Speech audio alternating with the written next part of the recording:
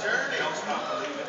Anyway, so we started playing in the Korn guys when we were little kids. We all had long hair. We were just doing the heavy metal thing, you know. We got these little cheesy bands. We'd play a party and then break up and form another band. And just I love that because that's every high school. That's what goes on. Like you do. Yeah. So we ended up moving to. Well, the other guys that would later become Korn ended up moving to LA to try to get in this Funk Chili Peppers band. Like it was, like they were really big fans of that band. So I was a metalhead, so I stayed behind, and I didn't like the funk stuff. And but they went there and they tried to make it, and they actually got a record deal on this little, real small label, you know. And they played around Hollywood. And what happened was I had a girlfriend who shattered my heart, and I was getting like these suicidal thoughts and stuff. So I asked them if I could go move down with them, and I just moved down, started drinking beers, drinking my heartache away, and I ended up guitar teching for James Monkey Schaefer from Korn. I was his guitar tech in Hollywood for a while, and we were all best friends, and I was a horrible guitar tech. They would pay the band with drink tickets, so I'd take the drink tickets, and while they're on stage, and I'd be drinking, watching them, and something would go wrong with his guitar, and I have to shout like, "Oh man, it's your right pedal, plug it back in." Like, I was a horrible guitar tech. So later on, just partying with these guys for a while, you know, I got sick of it, you know. I got sick of being broke. I worked at Pizza Hut, delivered pizzas on a bike, looked like a nerd. And, I wanted to do something with my life. I wanted to get into music again. I just felt like I needed to get away from the party.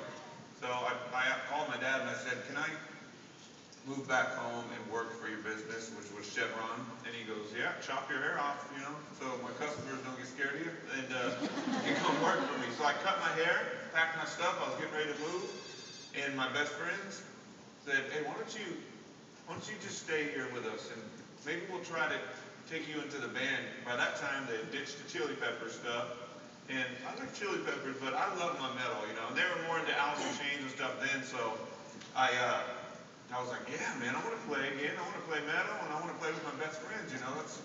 So I cut my hair for nothing. I ended up staying,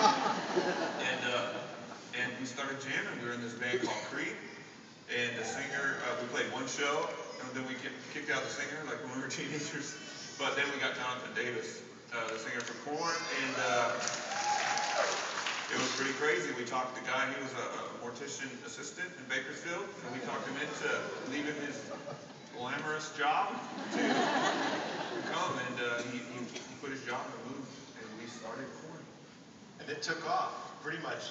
I mean, you started getting like a cult following, basically, which is interesting. Originally, you said you were going up to LA, playing these shows, and the record people were all blown away at how many people were coming, but you had it wired up. We did because you gotta create like you gotta promote yourself, you know, and get the record companies, because there's so many bands, you gotta stand out. So what we did, we got a bus, we bought a keg, and we rented the bus, put a keg in the back of the bus, and charged our friends $5. Said, "You want to go to Hollywood?"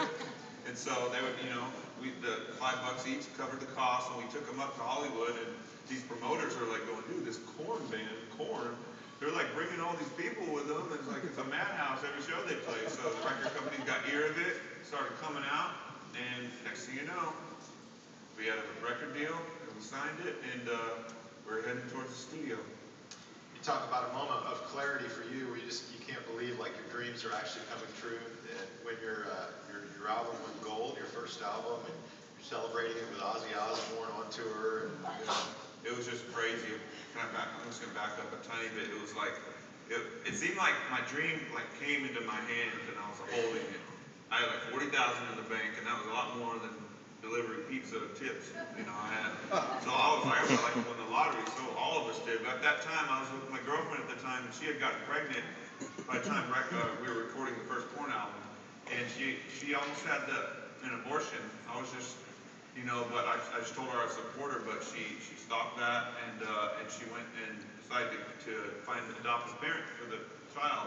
And so I supported her with that, and you know, when the baby came, the whole time she was pregnant, I just, you know, suppressed my emotions. But when the baby was there, it was like, you know, it's just, I just was crying and stuff, going like, this is crazy. Like, this is real life I'm messing with right now, you know. And what we did, we we just said goodbye to the baby, you know, it wasn't ours anymore. We had to give the baby away. We left the hospital, went straight to a drug dealer's house and just started partying. And a couple weeks later, man, I hit the road with Korn. So my dream was bittersweet because I was starting my dream with just this heavy heart and stuff. You know? You said that it was that, maybe not that experience, but experiences like that you felt again and again, right? You know, here I am living my dream, but there's so much drama behind the scenes going on. Yeah, me and my girlfriend stuck together, and she was just heartbroken, you know, and she kept partying and stuff, and I went on the road, and I quit the drugs, but I kept, you know, because we had to play every night, because I didn't want to be too messed up, so I just drank and you know, wake up with hangovers every day. But she was just going for it, you know, and it was crazy because like we hit success, like our 5th tour, we were on tour with Ozzy, you know, and like that guy was on my walls and posters, you know, when I was a kid, and here he is in my dressing room giving me champagne with his lovely little wife Sharon, you know, and they're like, congratulations on your gold album, you know. That would be her. What would be your Aussie? Oh, congratulations.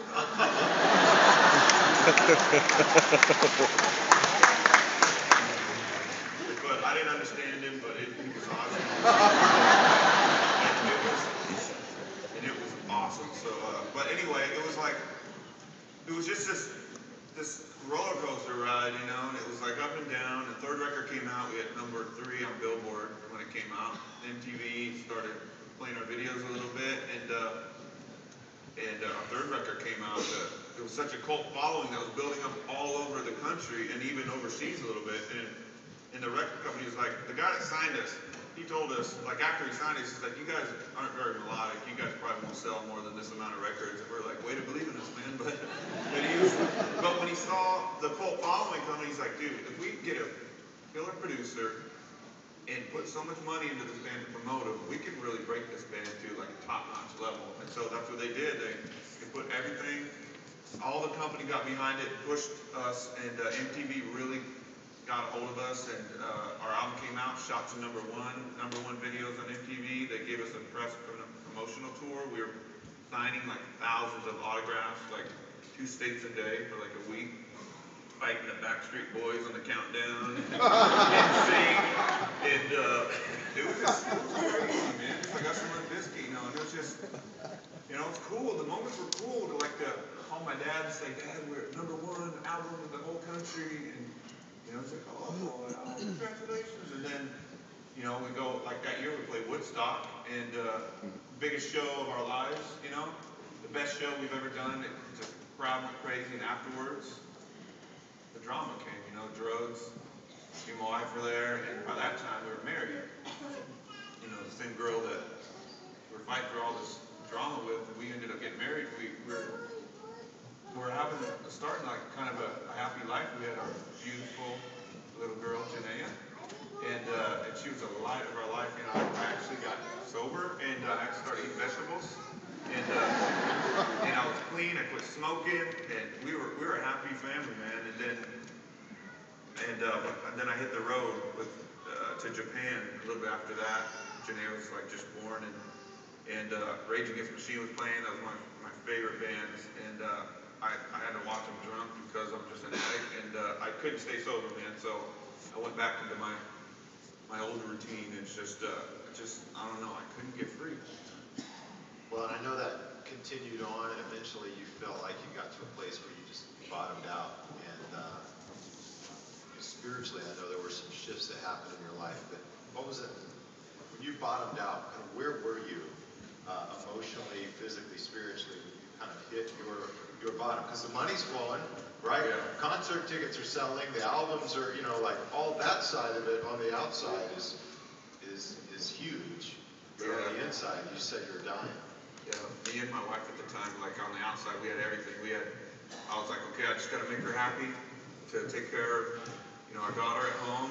I bought her a dream house by the beach. She wanted a white horse. I got her a house in the neighborhood that the sidewalks were horse trails. So it was just cool. I gave her everything, but inside we were not happy. We were dying, and we were